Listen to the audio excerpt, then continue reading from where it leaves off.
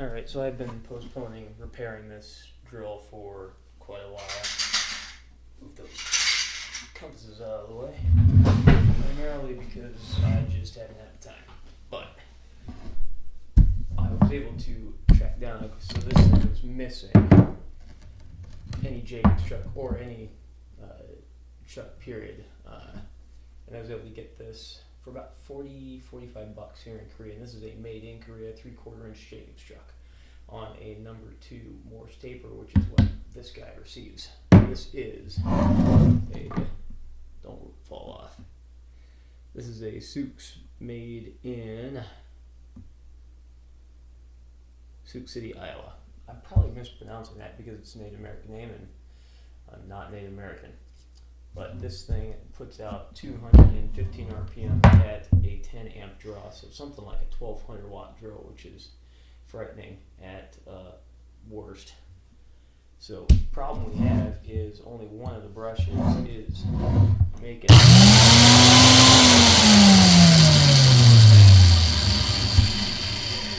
So basically what we're going to do is we're going to take this apart and see whether this is really well built inside, and I suspected it, well, I guarantee it is going to be really well built inside, and then see if we can't get that brush to make contact, or see if I just got to order a new one. Okay, 3 out of the 4 screws up for the handle here and the trigger mechanism. This is probably not going to be very helpful because there's probably not going to be any room. Yeah, there's enough to see through, but I'm curious. This thing's probably going to have a pretty ridiculous gear reduction.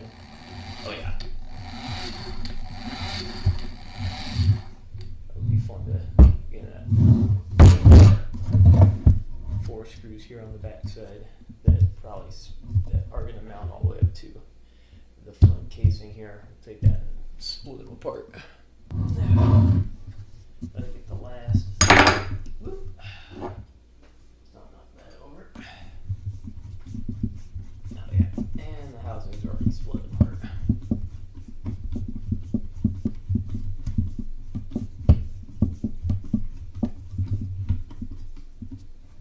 I put the handle back on because I really, being lazy, I don't want to resolder anything back together.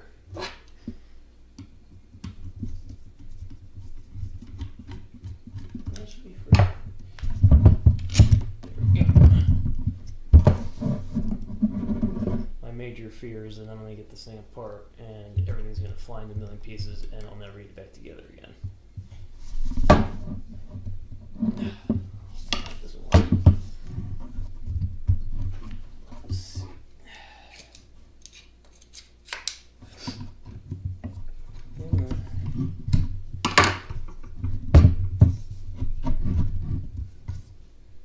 I'll pause this while I figure this out.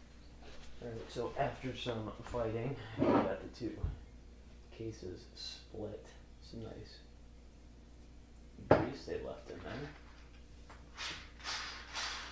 Now the bearings don't sound bad.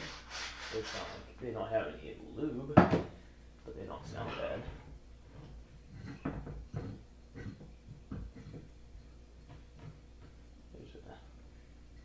That's probably a press fit bearing.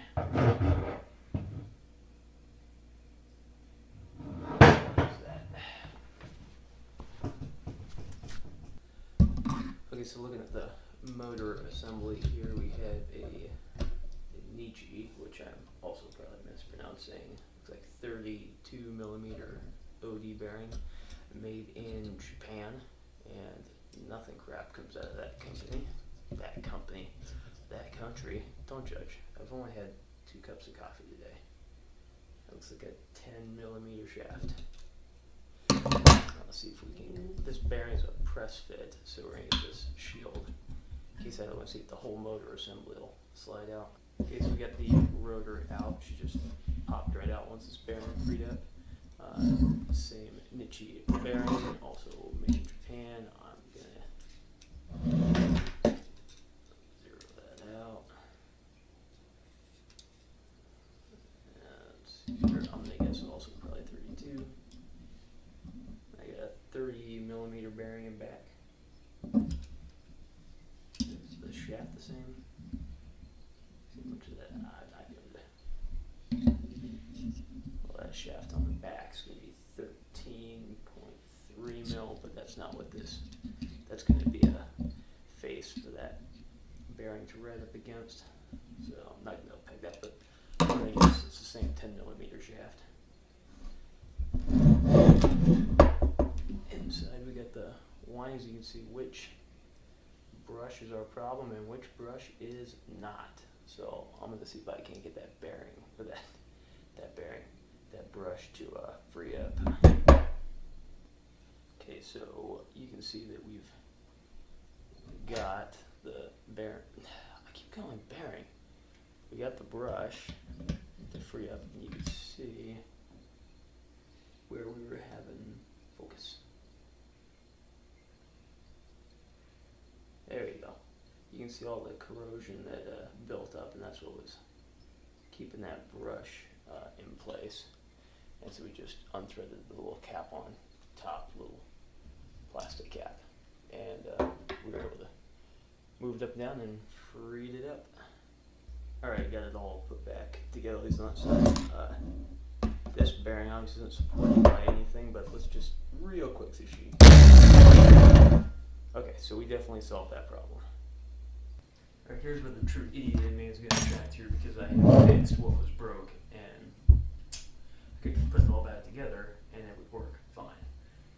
But I want to take a look at the gear reduction that's in here, just to see what they got going on here. So far there have been no self-tapping screws. They are all machined.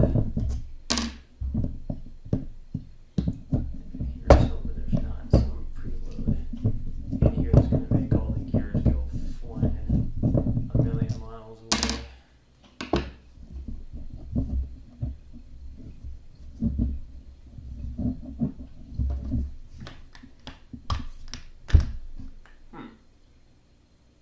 Okay, so I gave up trying to take the housing apart. I can get the back plate to move out like 1/10 of an inch, and that's it. And as much as I love the AVE channel, whose philosophy is if it's broke, you might as well take it apart and see if you can fix it, and I can break it more.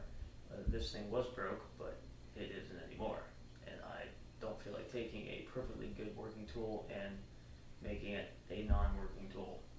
But I figured, after I got the rotor reinstalled, hey, we could probably do an RPM count on this thing and see what the gear reduction is. And see my hand. It's grinding like crazy because there's nothing supporting this. But we're gonna let this thing and see what the reduction. So while I was getting the pushing the brush in, so I get the rotor back in, the brush actually popped out, and this is really just for my own future reference, but this is marked 289. There you go. Is it 289, or am I reading this backwards? No, I'm reading this backwards. Hold on.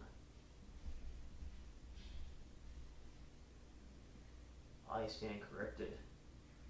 It's like 682. And yeah, this is really just more for my own record, so if I ever have to buy brushes for this, or I might just buy some just to have them. So I realized in post-production that I didn't actually say what the gear reduction was, or I did, but I didn't film it. It's 37-to-1 reduction, which means 415 RPM output. You get about just a little over 15,000 RPM input. Okay, so we got everything back together and it works fine. Now, the last repair I gotta do on this is this shank right here is super rusted. Presumably from being either A, really old, or B, it got left outside. Now, for this Morse taper to fit in there,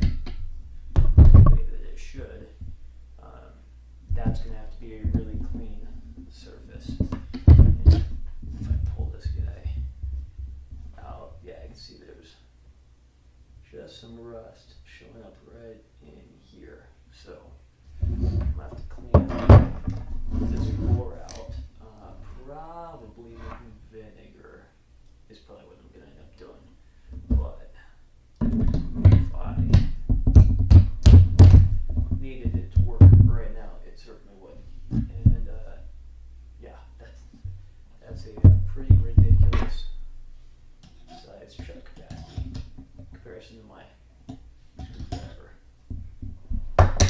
Technically I lied, this is actually a 19 mil because it's made in Korea and they use metric everything, but 19, for those of you who have ever needed a 3/4 inch wrench, 19 mil will do the trick. So for several $100s less than what it would have cost me to get one online through the States, this one works.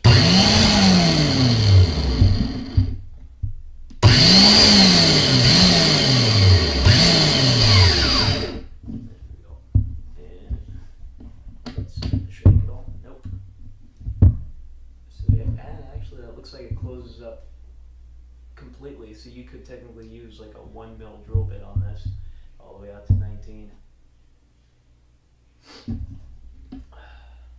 So brief recap, again, this is the Sioux Tools Incorporated out of Sioux City, Iowa, 3/4 focus, there we go, 3/4 inch capacity, heavy duty drill. I assume this is catalog number 1560-2MT. Oh, had I actually cleaned the label, I would have figured out this was a number 2 Morse taper, which I didn't know until I just matched one up. RPM 415, I can't read the serial number, 10 amp draw, made in the good old US of A. I don't have a USA Jacobs chuck for it, but hey, beggars can't be choosers.